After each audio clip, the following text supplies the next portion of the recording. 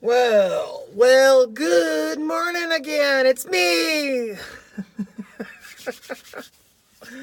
Oh, you know, I'm doing some thinking about it, and I'm trying to figure out why I'm always late to work. It is 7:22. I have to be at work at 7:30. Not gonna happen. So, well, I figured it out. I think, I'm always late to work. Always late. You can never put it all together.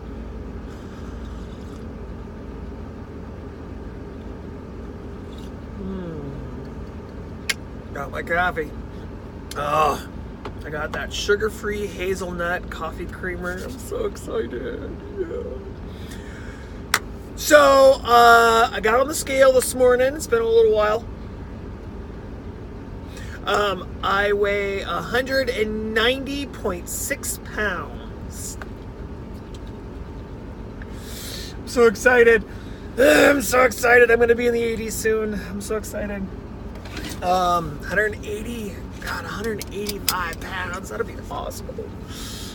I'm almost at my goal. I'm almost there. Yeah. So I'm thinking about why am I always late to work?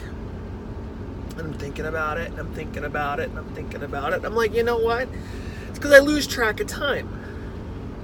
That's what it is.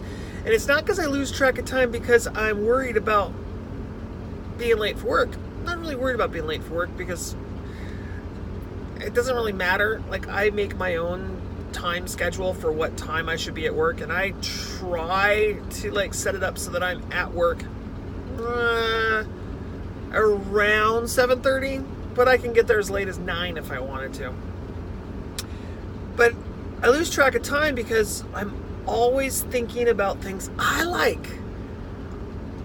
I'm thinking about things that I'm into, things that I'm interested in. It's weird, right?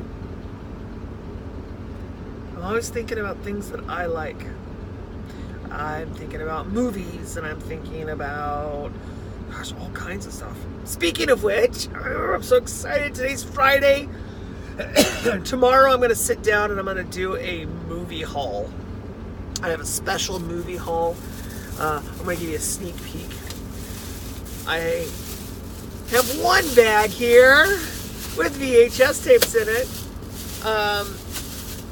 Everything I have sitting right here next to me, underneath a really thick, big blanket. I have, you know what? I'm not sure how many I've got there. There's probably 70 titles, 70 VHS tapes. So I'm going to sit down and I'm going to go through each and every one of them and show off what I found and how much and where I bought them from and how much I paid for them. And those will be the ones that I review next. So I'm kind of excited because everything else of mine's in storage. So yeah, that's kind of where I'm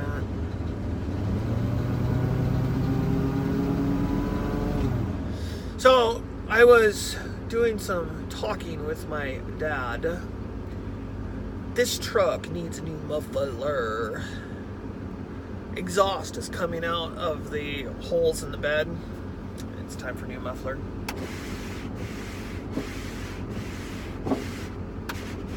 Well, the windshield is kind of fogged over and icy. And I don't want to go outside because it's colder outside than it is inside. And I'd have to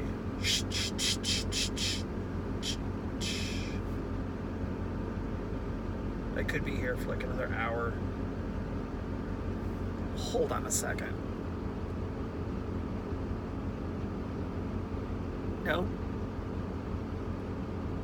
That doesn't pause it? It won't pause? Well, I don't know what the heck that button's for then.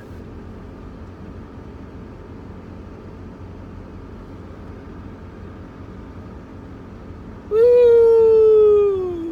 Saturation. Okay. Weird. Oh, I got a hair sticking up. Where is it? Where is it? It's right there. Weird. Got a haircut. Did you notice? I did. I got a haircut. But I told her to go a little longer than normal. Darn it. No, everything's frozen this morning. It is. Okay. It's 8 degrees. Yeah, that ain't gonna be any better. So we'll just hit the road, Jack. I can see through it just enough, so we'll do that. We'll hit the road. And probably, driving will warm the truck up a little bit faster.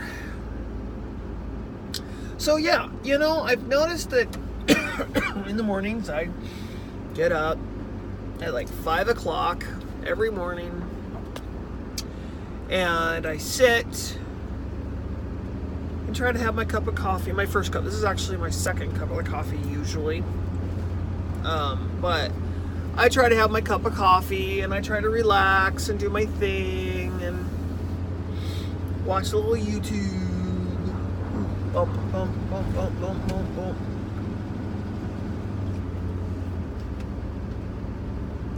I try to chill and enjoy myself. Then I'll go downstairs and I take a shower and I listen to usually a podcast recently, or any talk or podcast, nobody in particular, but about ketogenics. Ketogenics is kind of like my new little thing that I'm kind of learning about, and kind of my wife and I have been on a what do you call it?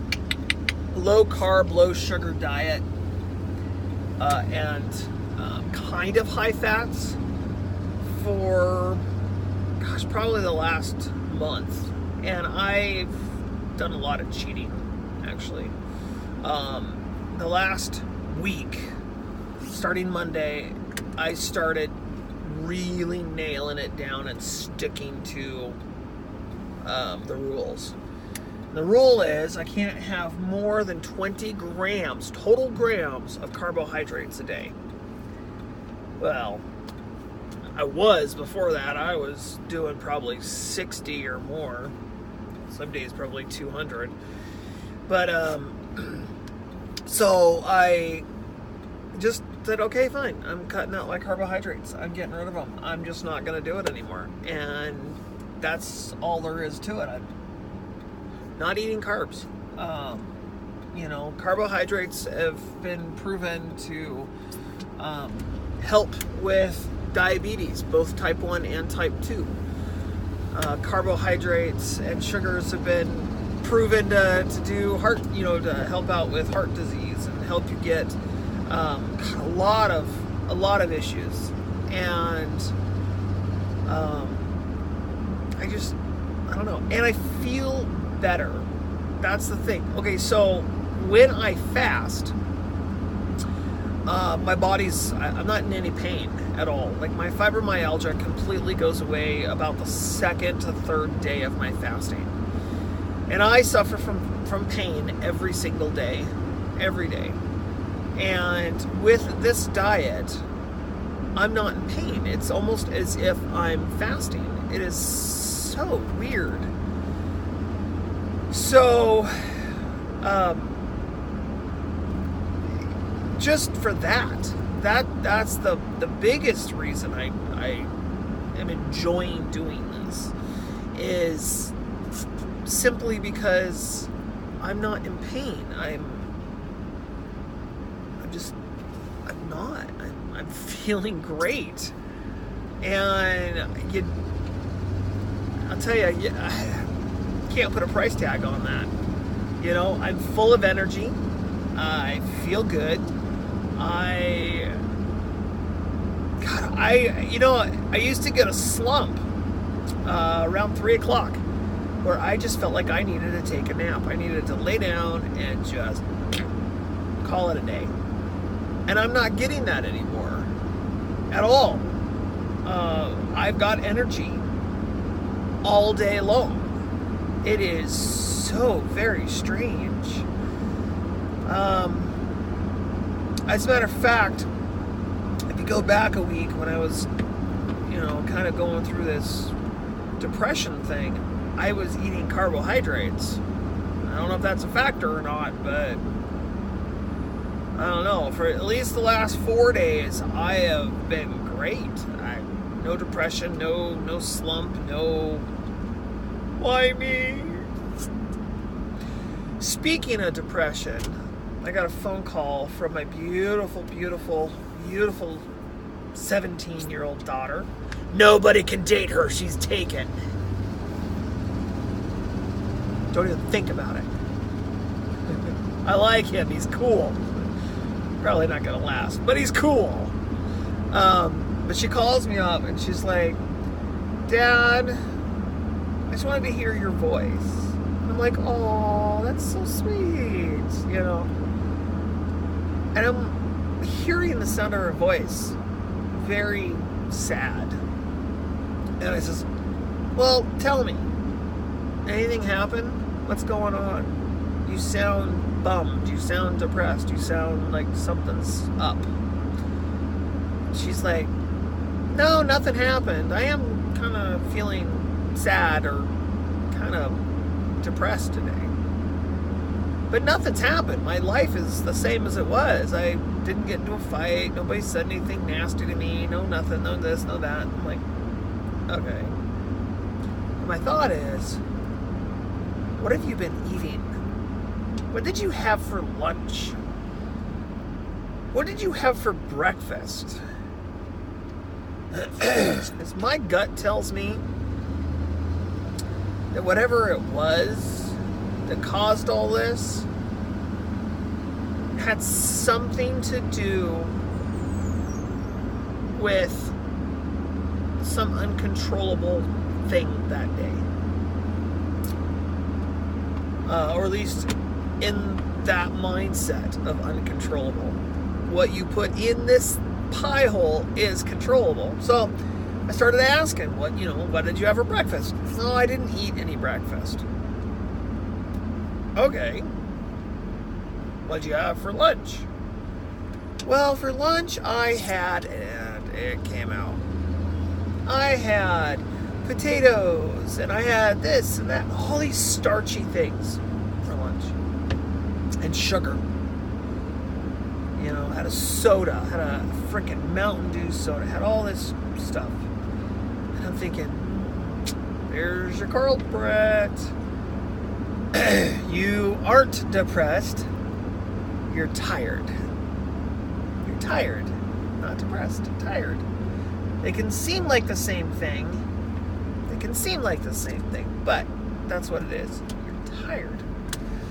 What happened is you did just fine. You were fasting all night long, burning ketones, doing great, whatever. And then you ate lunch and you had this spike of insulin and it goes up and up and up and up and up and up. And then the insulin ran out and you crashed. And so you became tired and not feeling good, and you associated tired with depressed. And the thing is, a lot of people do that. Because they have so much in common with each other.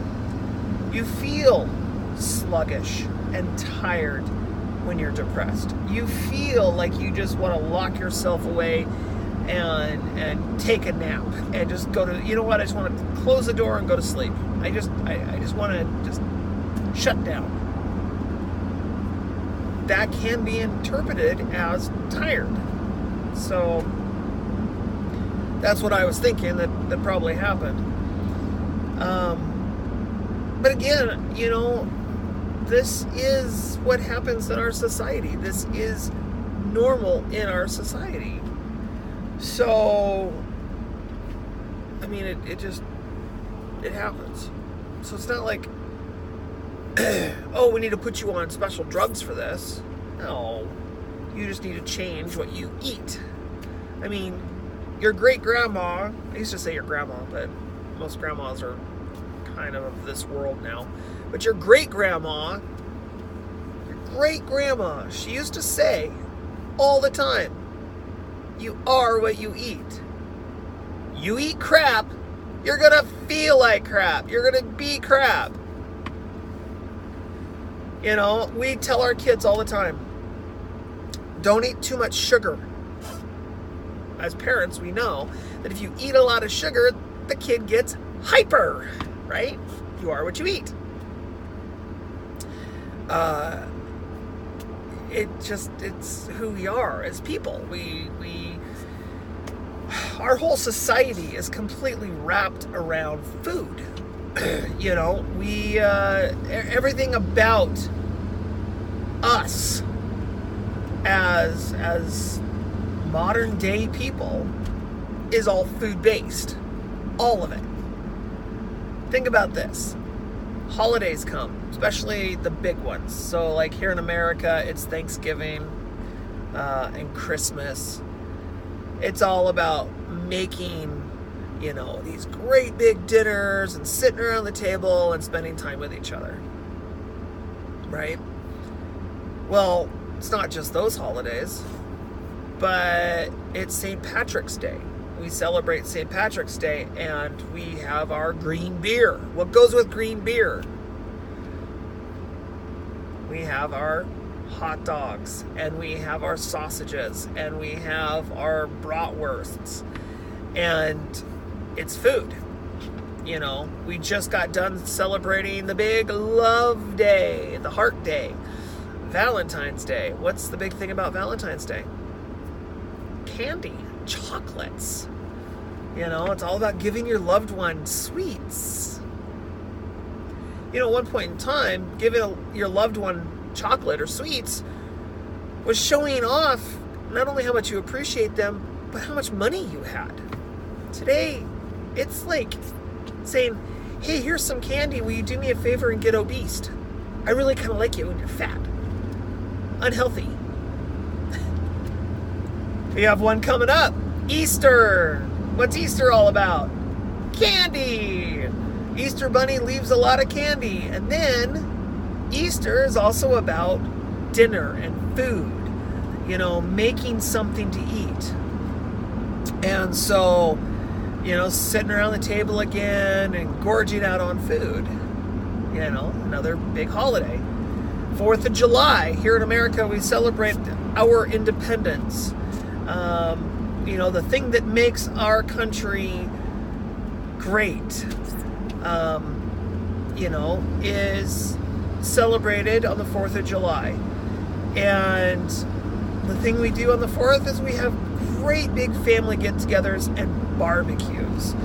And so there's potlucks and all kinds of stuff where people are bringing a bunch of food, and you got the barbecue going, and then you got fireworks and all this kind of stuff. So every holiday in America and most parts of the world, they have a lot of holiday, you know, other holidays are there too, but because every culture and every country has its own, but is primarily based around food these days. So food's a big part of our life, and we like food. We like flavors, and we like trying new things and new cultures, and that's just who we are. We like new stuff, and we like food. We're addicted to food, believe it or not. Yeah, you know, the thing I get really frustrated. So I've been to a real Chinese restaurant. I've had that privilege. It was husband and wife and their daughter in Salt Lake City. And it was a Chinese restaurant. And they served real Chinese food. And it was delicious. But you come here to places like, for instance, Panda Express, which is not Chinese food, or any Chinese restaurant for that matter. It doesn't matter, P.F. Chang's or any of these places. They are American Chinese food, which means they're not Chinese at all. They try to imitate it, try to act like they are, but they're not.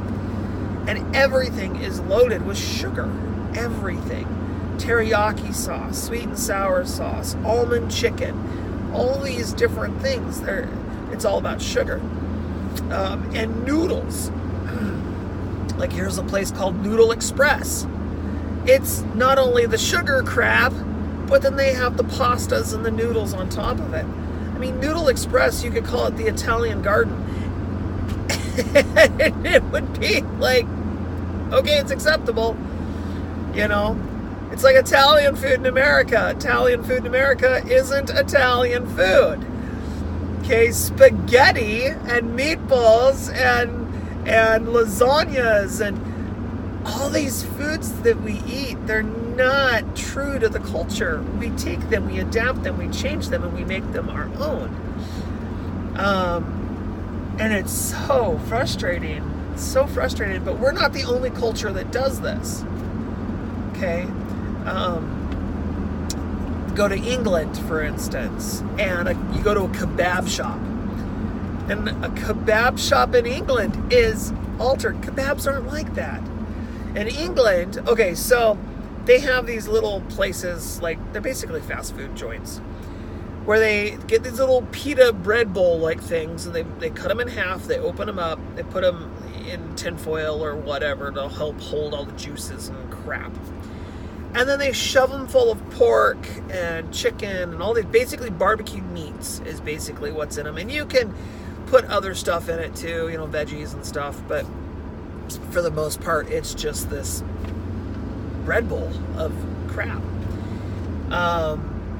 And that's what they do in England. And here in America, we shove a stick through the meat.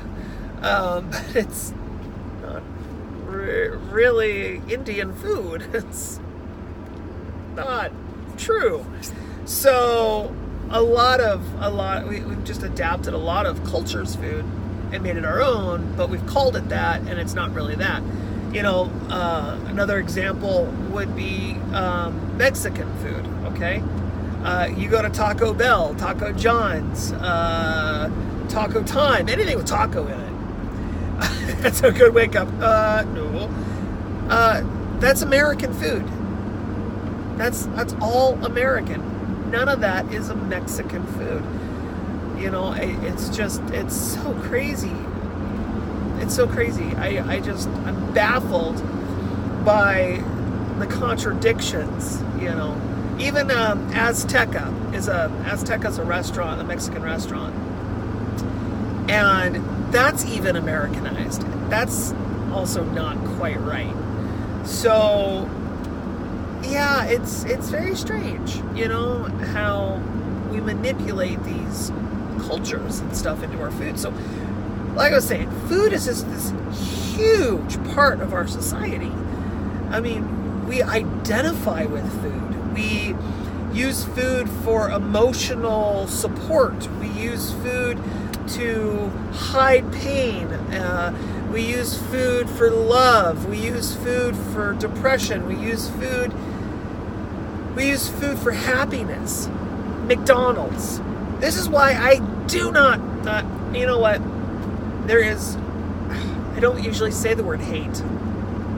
I really hate the McDonald's idea, okay? The platform. Let me give you a Happy Meal. Let me give you a box with a surprise toy in it. And by the way, I'm going to throw chemical crap in there for you to eat.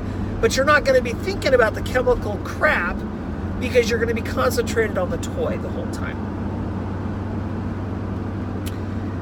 And in my opinion, that is sponging off of our poor people in our society. That food is extremely, extremely cheap. It costs very little to produce. The toy is garbage. It's paper these days. They're junk. In the 80s, they used to be actual toys. Now they're not even toys. Now they're just pieces of paper and plastic and ugly, stupid shit. Makes no sense. Collect the whole set. But they have these playlands in these great big cities where there's no playground or nowhere outside safe for the kids to play. So they monopolize on, bring them over here, they can play in our playland, and they can play all they want, and meanwhile we're going to pump the smell of this crap into the air, and so it's going to make you hungry because you're already addicted to it because you were a kid and you had a Happy Meal when you were a child. And so your kids are going to get addicted to it because they're going to associate the food with happiness, and there you go. Well, what's the difference between doing that and having someone standing on a street corner selling crystal meth? I mean, is there really a difference? Is there really a difference? No, I'm sorry. I don't think there is. Food is one of those things. We don't have a choice. We have to consume food. It's a must. You cannot live your life or survive at all without consuming food. So it's an easy drug to get addicted to without even knowing you're addicted to it, because it's our life. It is part of us, and it's part of our emotional, and it's our society, and it's our everything. So, I mean,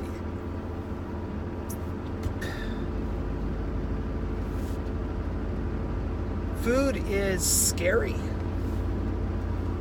Food is really scary because food is that one thing that we can eat and get health and nutrition and longevity out of, or it's a thing that we can eat because we're emotionally attached to it, tied to it, and we get convinced that it tastes good. From what I understand, if you stop eating those bad foods for a period of time and then you try one, let's say McDonald's French fries. You don't eat carbohydrates, you don't eat French fries, you don't eat any of that for a couple of months, and then you go back and you try it, you'll be disgusted by it, from what I understand. And I'm curious to find out if that's the case, and that's something I want to look into doing at some point. But, it's like sweets. I used to put in my coffee, which I'm not even done with, darn you. In my coffee, I used to put full sugar creamer and sugar on top of it. And now I don't do that, and I haven't done that for a long time. And I had a full sugar coffee from, I think it was Starbucks, actually.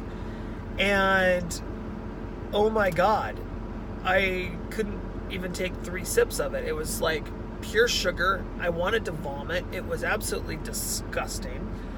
It made me want to puke, and I ended up throwing the whole thing away because it was like immediate overwhelmed of sugar. And yet people drink it every single day and they don't ever think anything of it. Sugar's like, whatever. I mean, I freaked out because how sweet it is. Most people would drink it and be like, it's not really sweet. It could use more. Wow, sounds to me like you have a problem. So, anyways, I've been here for 30 minutes today. Oh my gosh, I got 10 minutes to 8. I love you all so very much, and I want to thank you for joining me here in the truck for a little drive. And until next time, y'all have yourselves a fantastic day. Fantastic day. And I love you so very much. And until next time. Bye for now. I'm going to have me some more coffee.